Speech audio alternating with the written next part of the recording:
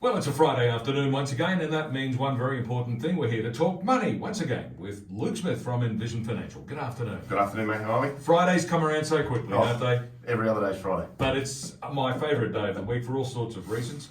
And of course, today we've got an important topic. We're talking about income protection. Now, it protects not just you, but it also protects your family, and that's the important message, isn't it? Yeah, look, this one's a little bit different. Income protection, as people would know, it's the ability to secure your personal exertion income, so your salary, if you are unable to work because of a medical condition, accident, illness, or something that stops you from going to your job. Today's really about putting a little slant on that strategy and thinking about the importance of your children having income protection, because the Bank of Mum and Dad has done a fair bit of lending, a fair bit of securing, and a fair bit of borrowing for the younger generation in light of the property boom that we've seen over the last sort of 2 years. So this angle today is really to make mums and dads aware of the importance to them and their retirement, with the viewpoint of saying that, let's say the average mortgage payment was $35,000 a year, and you've secured your son or daughter's house with a $50,000, $100,000 loan or guarantee, which means you're now on the hook for the serviceability of that debt. In the unlikely event that something happens to your son or daughter and they're unable to work, the Bank of Mum and Dad, as we do as parents, sure, Billy, here's some money, I'll cover the mortgage. From a retiree's perspective, that's all well and good to say, but if you consider what's happened to superannuation funds over the last 12 months, taking $25,000 out of your super to pay a portion of your son's mortgage or your daughter's mortgage can have a really adverse impact on, one, your retirement cash flow, two, the fact that you would need to then replenish that money somehow. And if you've retired, it's very difficult to add to super with no ongoing income. And three, you've sold down assets potentially that could limit your ability to benefit from a recovery in the share market, because the level of invested capital you had has been reduced. So today's really just about raising this concept with the mums and dads out there. Yeah. Because that younger generation of Thundercats between sort of, 20 and 30 who think they're bulletproof, nothing will happen to me, I'll always have a job, it's all cupcakes and rainbows, in a rising interest rate environment, can potentially have their job in question if we move into a recession, if their particular sector comes under pressure. And a great example of that through COVID was the hospitality industry, where people lost their job. Now, income protection doesn't cover redundancy and things like that, but if you're reliant on your body for your job and something happens and it prevents you from doing your chosen occupation, if you've lost that income, there's potentially a significant burden and an increased pressure with rising interest rates, because they're about to go nuclear. So being aware of the importance of cash flow in the current environment is vital, because the costs of a mortgage are only going to go up, and they're going to go up exponentially between now and probably March next year. Yeah, so we're certainly confronting a challenging environment at this point and for the foreseeable future. And when we talk about income protection insurance, we immediately think about ourselves, don't we? So you've raised a very interesting angle here. It's not just for yourself. If you're a parent and you've provided some sort of support to your kids, it's important that they also have this same insurance so that they can afford to honour their commitments to you. And what I'm effectively saying here is, have mum and dad pay the premium potentially for their kids. Because if mum and dad are retired, they don't need this insurance. Yeah. What I'm trying to raise here really with the older generation is, hey, you're on the hook for this kid's house. You're on the hook for these payments. You've retired and got $1 million in your super. That's all you've got in the world. You start giving $15,000 or $20,000 a year of your $40,000 income from your portfolio. You've now got half the income you need to live on. So if I had a choice and said I could lose $25,000 in a year paying my son's mortgage, or I could pay a couple of $1,000s for their income protection premium, where the son or daughter would receive 70% of their wages through to age 65 if they couldn't work, I'd much rather mitigate that risk by paying the premium for their kids Because, as I said, that younger generation think they're bulletproof. Yeah. And until we have a personal experience with an accident, a loved one with cancer, someone has a heart attack, or somebody's in a freak accident because a tree falls on their head, it brings to light the vulnerability of you as a person. Yeah. And now you've got a multi-generational problem because the kid's lost his job. So now his life's going to get a lot more harder, a lot more difficult. Mum and dad are under pressure because their son or daughter's ill, sick, or can't work. Yeah. And the bank's not going to say, oh, that's okay. Don't worry about mortgage payments. That's fine. Whoo, snowflakes, that's going to happen. Exactly. So this is really about getting mum and dad to realise, hey, if I'm going to lose something, I'd like to mitigate the risk and pay my son or daughter's income protection premium. The son or daughter can still have a tax deduction for the cost. Yeah, this is the interesting thing that I was going to ask you about, because you're suggesting that mum and dad can pay the insurance premium, but because the premiums are being paid in the name of the children, Correct. the adult children, then they can still benefit from the tax deduction. Correct. So everybody wins. Well, that's right, because the son or daughter gets the tax deduction for the premium paid for income protection in their own name. Mum or dad could give the money to the son or daughter to pay the premium. So you could have an agreement, for example, that, well, the after-tax cost of this is X, and you could even give the difference back to mum and dad because you're getting some tax benefit from it. There are lots of ways to skin that cat, but it's really about having the forward view of, well, what could happen here, because things are about to get tough, and mental health is something that is uber prevalent in the community, and income protection covers you for mental health issues where your medical practitioner says you're unable to go back and do your chosen occupation. So knowing that we're in a very difficult environment, knowing that younger generation have very little resilience because they've had a ribbon through their entire education, that's a topic for another day. It's one of your pet peeves, I know. You keep coming back to that one. I can't let it go. But again, you've obviously had a disappointing experience somewhere during your childhood, and you can't let it go. I see the younger kids coming up, and it's no fault of that generation. It really isn't. I'm not having a go at that generation. They've known no better. But I think we need to acknowledge as a community that it's very prevalent, and it's very serious, and it can have very dire consequences to the income within a household. Yeah. And that then translates to that older generation, because as a parent, you do anything for your kids to your own financial detriment. Yes. And that's that price of love as being a parent. If my girls ever needed anything, you give them whatever you wanted to your own suffering. Yes. And I'm just pointing out here with a slightly unique view of using a product that can be beneficial for both generations and save the younger person's cash flow, but also protect the capital that mum and dad have in super. So it's a really powerful out-of-the-box strategy, I think. And it makes a lot of sense when you stop and think about it. And I guess that's the problem, is that people don't necessarily stop and think about it. No. But for example, if you're taking out a mortgage with a bank, it's not unusual for the bank to ask you to have life insurance to cover off the possibility that if you unfortunately die before you've paid back the mortgage, then the money's covered. So it's a similar sort of thing. If you've borrowed money from mum and dad, take out an insurance policy that will cover you if you're unable to work. The other thing is that the last thing you want to do in time of duress is to then jeopardise a relationship with your parents. Yeah. Through something that may not even be your fault. You could be in something as simple as a car accident. Yeah. And you just can't work. So it's not that you've done something negligent or you've done something that's been manageable. Well, a freak accident is a freak accident. I've got a very good friend of mine who was walking down a footpath in Sydney and a truss fell off a building, smashed him in the head.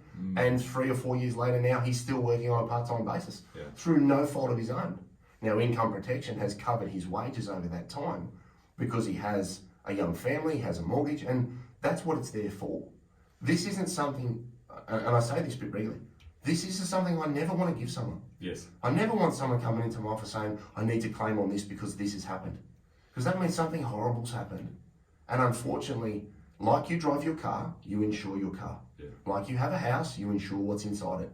And as I said to a guy in my office yesterday, if you had an ATM in your lounge room that spat out 150 grand a year, would you insure it? Mm-hmm. And he said, I sure would. Yes. And I turned to his wife and said, there's your ATM. Yeah.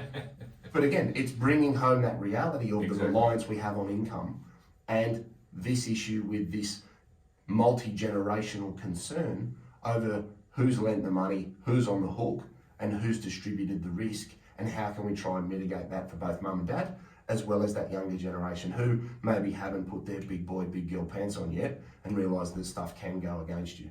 Indeed. So, Luke, what should people consider when they're looking at their kids' income and what sort of protection they might need?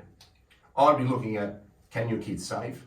I'd be working with my kids now to point out the potential implications of interest rates being at 5.5% by Christmas or March, maybe 6, really depends on what happens with inflation. I'd be having those conversations with the kids. I'd be pointing out the importance of income protection and making them aware of it if they don't already.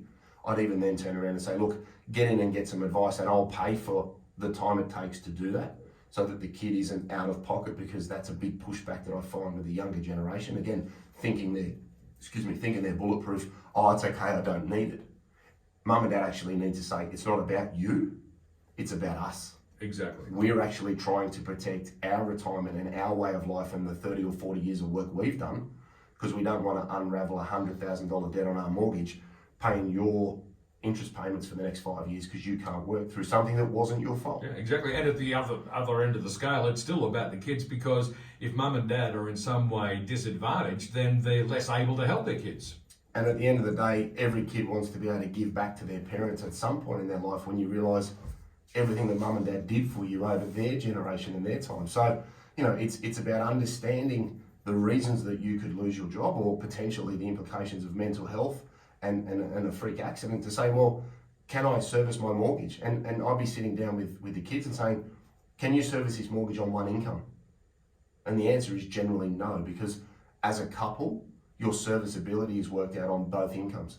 And in most situations, if you took the key income producer in a family unit out of that equation, there's significant duress in a rising cost and rising interest rate environment. So you might not need to cover both people. You might just cover the majority income earner for that peace of mind of knowing, well, he or she earns X and then he or she earns Y. And if the Y is greater and there's a greater reliance on that person, protect them going forwards. And just remember that mental health needs to be talked about, but it is something that you can protect where you don't have existing conditions now that could be brought on by a change of environment. So, again, it's about thinking with the end in mind, and recognising that there could be significant pressure coming from an economic standpoint, which could affect households. If we went into a recession, it could affect employment, and you may or may not be able to work through something that's no fault of your own. So again, I think it's just really important that we raise it for the mums and dads, because I have these conversations with younger people and they go, oh, I didn't even know that existed, because they may have just never been exposed to it. Again, no fault of anybody's, but this is just about raising awareness and making sure we have what we need to protect both generations. And as we spoke about last week on the show, if you lend money, document it. If you're now lending money, protect the thing that will pay it back. And this today is really an extension of last week's show, where we spoke about documenting loans, documenting money to the younger generation so that your capital is protected for a range of different reasons. Luke Smith from Envision Financial is with me in the studio. Today we're talking about income protection to protect both you and your kids. We'll be back with more in just a moment on 2CC.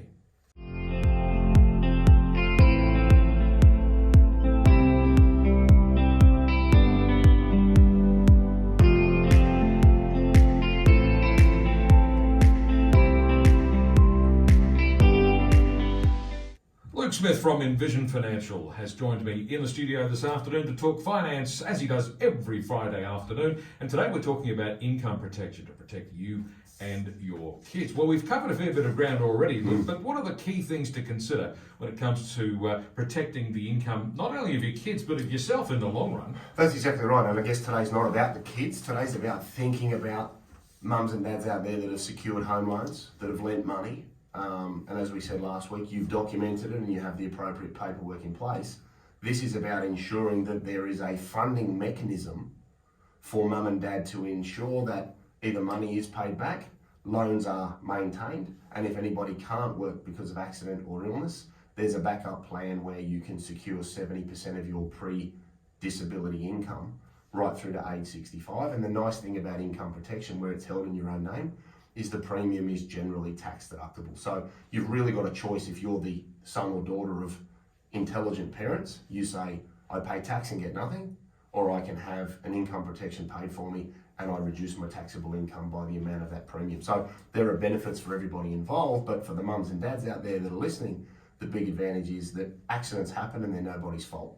Yeah. So don't let someone suffering through no fault of anyone's in your family affect your ability to service a mortgage, keep houses, and maintain investment properties, because it could be a very expensive repayment program if you do need to sell something because your cash flow has come under pressure. And as we said before the ad break, in a rising cost environment, it's important to remember that not only your mortgage payments are going up, but potentially the interest on an investment property. So now you could be in a negative cash flow position. And all at the same time that the cost of living is also going up and you've got to pay more for your groceries. Exactly. Throw in a couple of $10 lettuces, and there's a reason to stop eating veggies altogether. Right? So, as if you need one of those. well, with this physique, jeepers, I'm all over lettuce. You've had to work hard for that. I know. So you know how much food you got to get down your gob to be this size. But you can secure your income through to age 65. Yes. You can select a waiting period for it to start. So if you do have money in an offset account and you'd be good for 90 days, then you can extend the waiting period to keep the costs as efficient as possible. That's really important, that you consider the cash flow needs of the child or the couple, your children, stepson, stepdaughter. Document everything, as we said last week, document everything that's in place in relation to the loan and have an agreed payment program if you need one.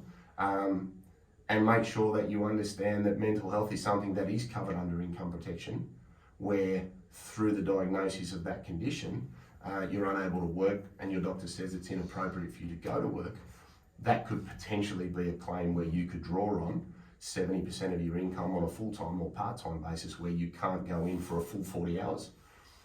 But it's there to protect your ability to pay the mortgage, which then by default secures mum and dad's loan to you and their potential retirement and their lifestyle as well. Yep. You've mentioned the importance of the mental health clause a couple of times, but that raises the question, are there some policies that are better than others in terms of what they will cover? Do you need to read the fine print when you choose among income protection? Yeah, look, again, policies? you're spot on. Not everything is the same. And depending on how you own that policy can have a direct impact on the quality of the definitions. Policies inside superannuation do not offer the same quality of definition as a policy that is owned in your own name or a retail contract. So the devil really is in the detail, and you need to understand what you're working with to get the best outcome for both you and your mum and dad at the end of the day. Absolutely. So always read the fine print and pay attention to your financial advisor. It Speaking of which, Luke, where do people get more information? Yep, so we've got 6260-4749 is the office number. We've got www.envisionfinancial.com.au. We've got the podcast, The Strategy Stacker, Luke Talks Money on iTunes and Spotify. And we've got the YouTube channel, Envision Financial Canberra, where people can subscribe and watch all of the shows on their iPhone. Nothing to read. There's a little something there for everybody. Indeed, you can see our smiling faces right there on YouTube. Exactly. Luke, thanks very much. See Have a you next great week, and we'll see you next Friday. All right, mate. That's Luke Smith from Envision Financial, back in the studio again at the same time next Friday, right here on 2CC.